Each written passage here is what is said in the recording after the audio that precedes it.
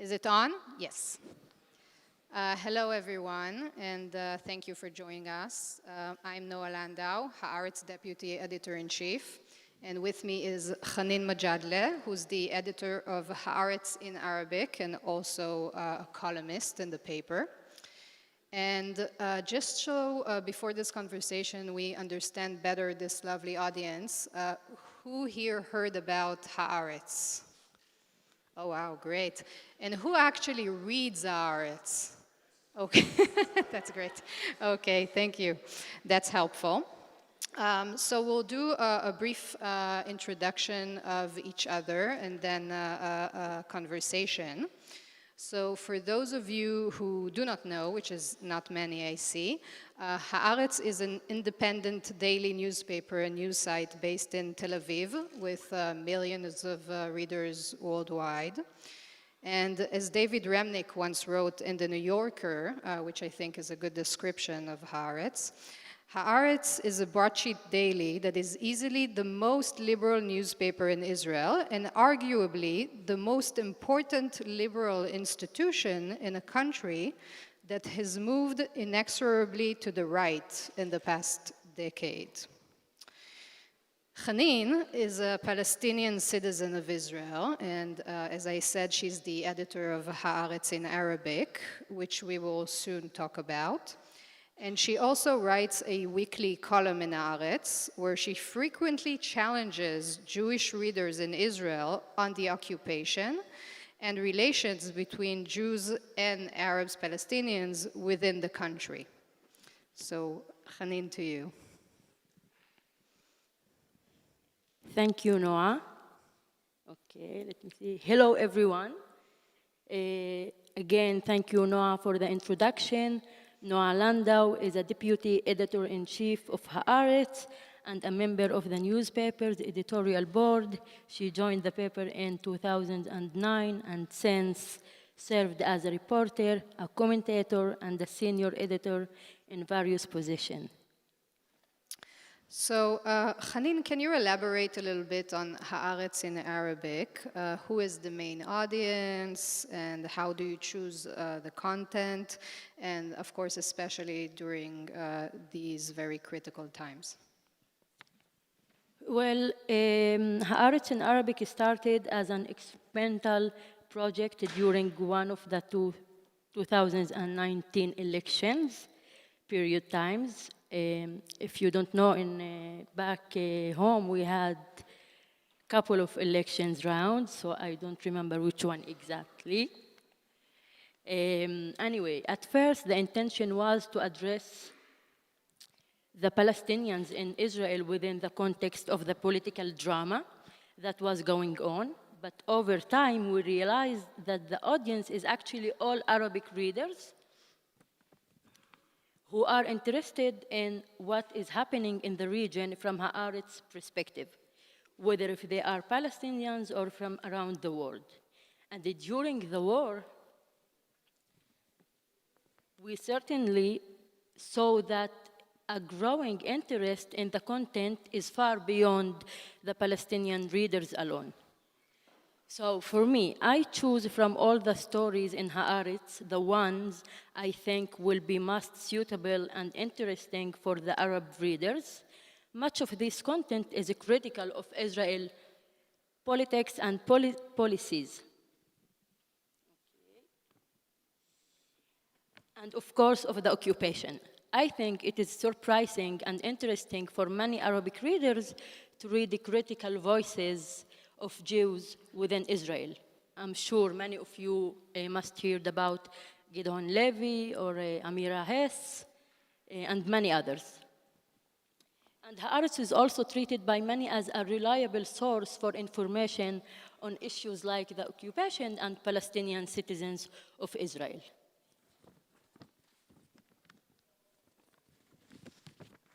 But there are also from time to time stories now that are not necessarily direct reports about the war, but for example, we translated just this month a story for an Iraqi Jewish writer named Sami Mikhail.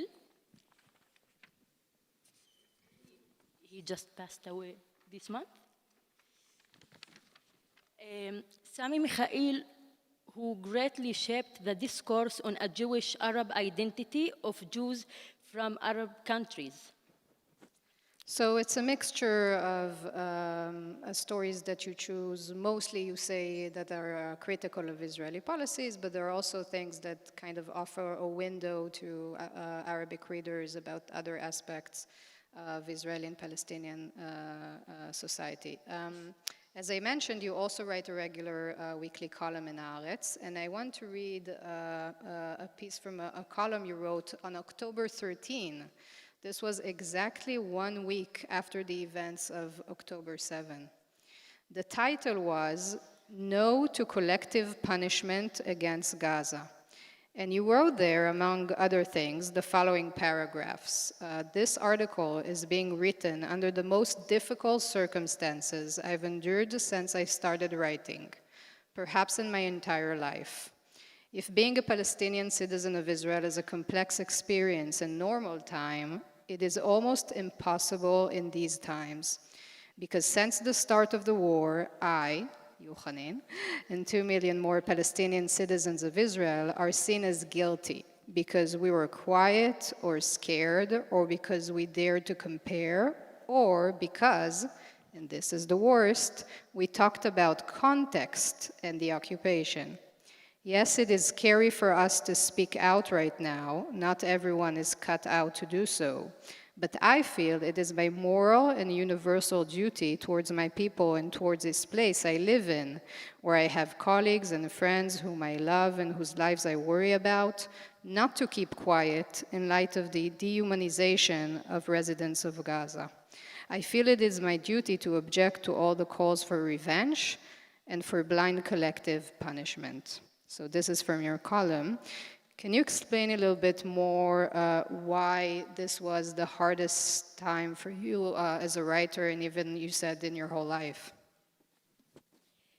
Well, you know, it's not easy to be a Palestinian in Israel, not in the past, before the war, not now, and maybe never.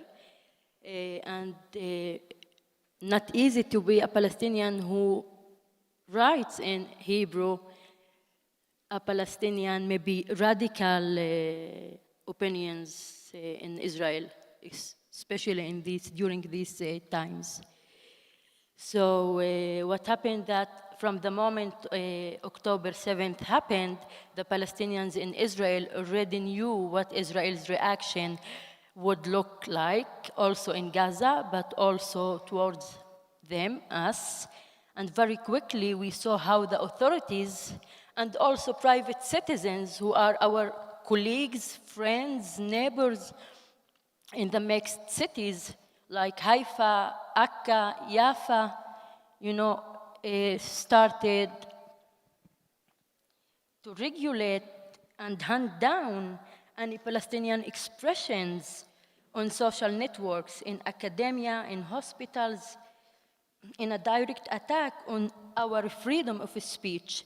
Students, lecturers, doctors, anyone who dared to say something that went against the Israeli consensus on the war. We felt at risk as we had returned to the days of the military regime that we heard about from our parents and our grandparents. I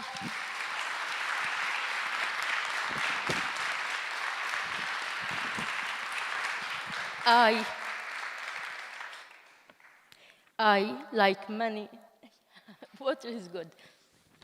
I, like many Palestinians, other Palestinian citizens of Israel, felt persecuted and monitored. People were fired from their jobs and suspended from their universities simply for expressing something as banal as opposition to the war. Compassion for Palestinian civilians in Gaza who are our people and we are part of them. My family originally came from a village north to Gaza named El Majdal, and that's my last name. So in Gaza, there are my relatives and my family. It's not just a human solidarity.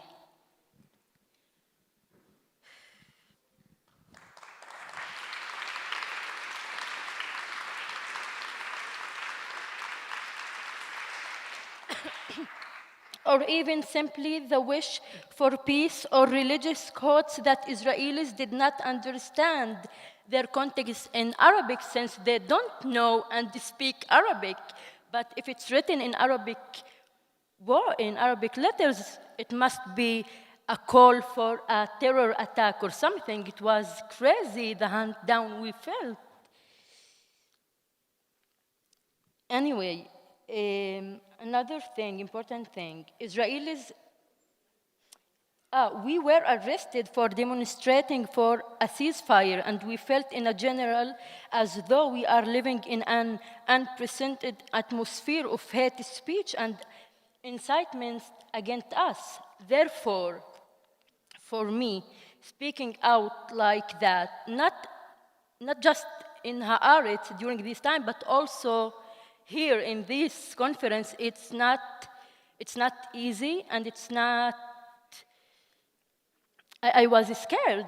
I was scared to say yes to this conference, and I'm still scared to go back home and to be questioned about what I did here and what I said in the airports at Ben Gurion, especially that I flew here with El Al for the first time in my life, and I was shaking during the road to there. Actually, Noa also was questioned for the first time in her life because she was with a Palestinian traveling. Anyway, therefore, for me, speaking out For those of you who don't know, El Al is the official Israeli airline, and I think they got the wrong page of questioning, because I said we were colleagues, but then they asked me if I met Hanin's father, and I told them, well, we're not married, we're colleagues, although I did met your father. Yeah, we were asked, do you know Noah's father's name? I said, maybe Moshe.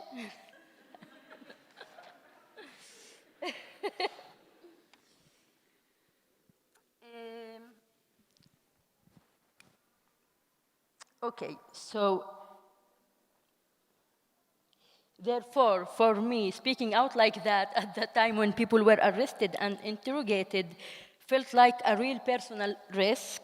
But after I published the column, I saw the responses I received from many Palestinians, especially inside of Israel, who were forced to remain silent due to fear of the Israeli authorities and colleague in universities.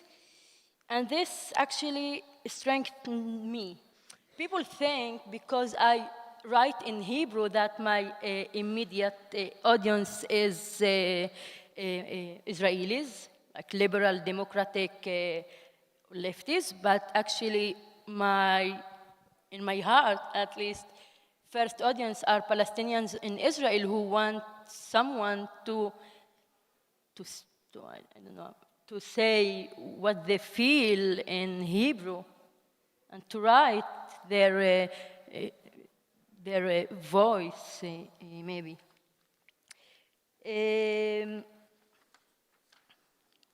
this is a little bit personally. Honestly, my biggest fear was to be censored and not to be allowed to say and to write what I truly think and what I truly believe about the war on Gaza. And I was scared not to be allowed to call things as they are from my point of view. I wanted to say that what's going on Gaza is a genocide, and to call for a ceasefire immediately from the first month, and I was scared not to be allowed. It was my duty to write this in Israeli newspaper, not because I'm a journalist and a human, but above all because I am Palestinian, even though I was scared and I'm in fear of getting arrested, for example, as such things happening right now.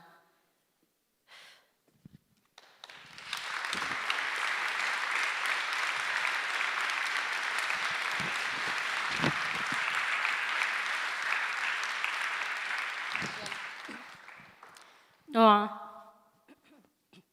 you wrote in one of your columns after October 7th the following paragraphs. Since October 7th, expressions of empathy towards people living in Gaza, or even basic reporting, such as the number of casualties there, are considered a betrayal of the homeland. The immense collective trauma has given vent to dark emotions such as revenge, which up to now were considered unseemly in some mainstream circles.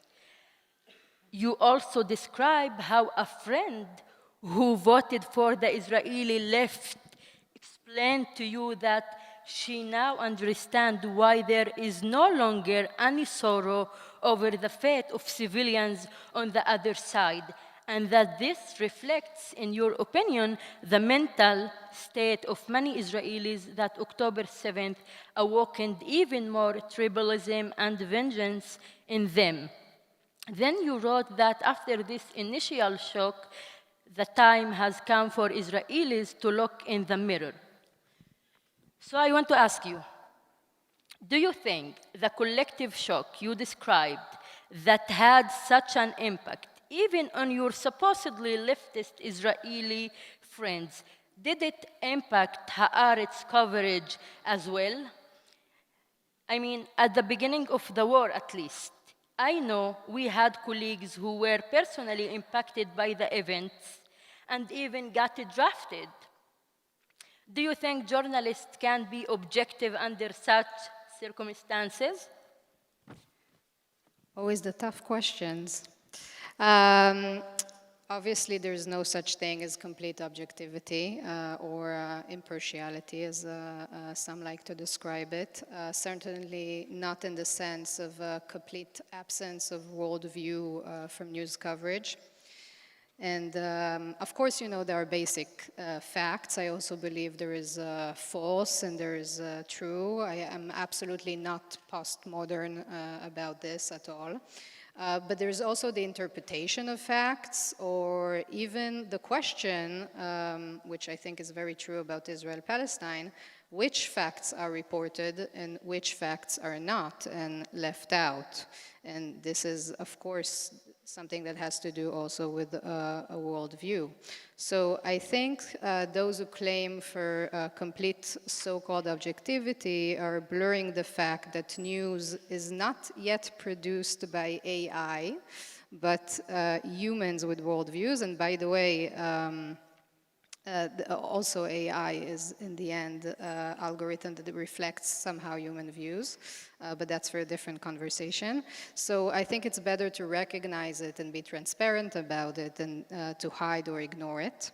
So yes, I think there's no doubt that some of our Jewish colleagues were also affected by this war more than any previous event they had to cover as journalists.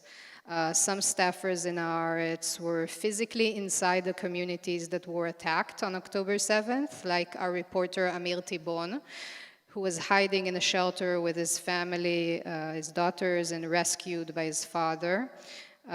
Some were shot at when they rushed to cover the events in the south part of the country that Saturdays.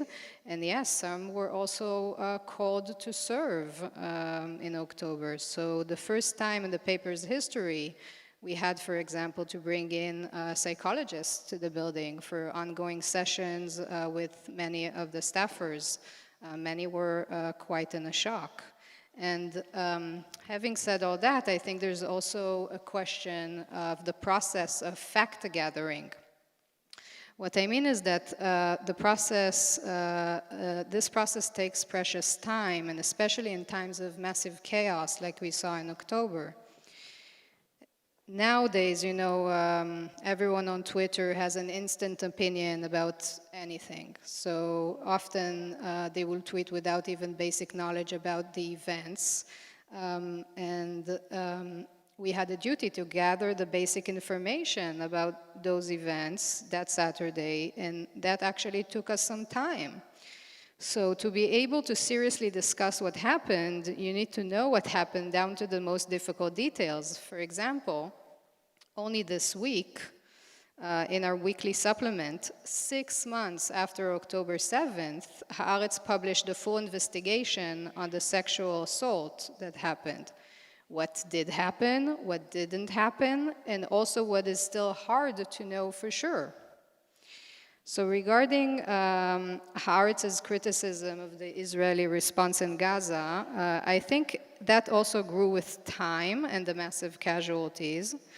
Our editorials called to stop the war, allow humanitarian aid, make all necessary concessions to free the hostages. We defended Palestinian citizens' freedom of speech, and we also even warned from a second Nakba in northern Gaza in one of Haaretz editorials. So, do you think that the shock of the events of October 7th undermined the Israeli media's ability to provide balanced news coverage of the war? Yes, and look, even before October 7th, Israeli media was always very nationalistic or patriotic, depends how you look at it. And even those who were critical towards the government, for example, during the judicial overhaul demonstration that were, going on before that, then we thought that was, the worst thing that happened to us. We didn't know, what's coming. Those people that were critical to the government back then are not critical enough, in my opinion, in times of war. Haaretz was the only paper of record that insisted on covering the catastrophe in Gaza and consistently safeguard freedom of speech, even in the most difficult circumstances. And there are also, I have to do a little shout out here and say that there are also great independent publications, such as 972, for example, who do very important work on these issues. I definitely recommend following them too, if you're not already doing that. And I'm speaking, of course, about Hebrew written media with English edition. There are, of course, many other sources of information. You spoke about the extra courage it takes Palestinians in Israel to speak out. I think for many, there are some Jews that, are prosecuted as well for things that they say, but I think for most of the Jewish journalists, the thing is that no one is actually forcing them to take that so-called patriotic stance. They choose to. They choose not to show their readers the current reality in Gaza. And this prevents many Israelis to fully comprehend the reality of this war, even, again, in the sense of just basic facts. So I see here we're running out of the very short time this panel was given. I would like to thank you, Hanin, for being here and for being such an important voice in an almost impossible situation, and also for being such a good friend and allowing me to meet your father. And thank you all for coming and listening to our conversation.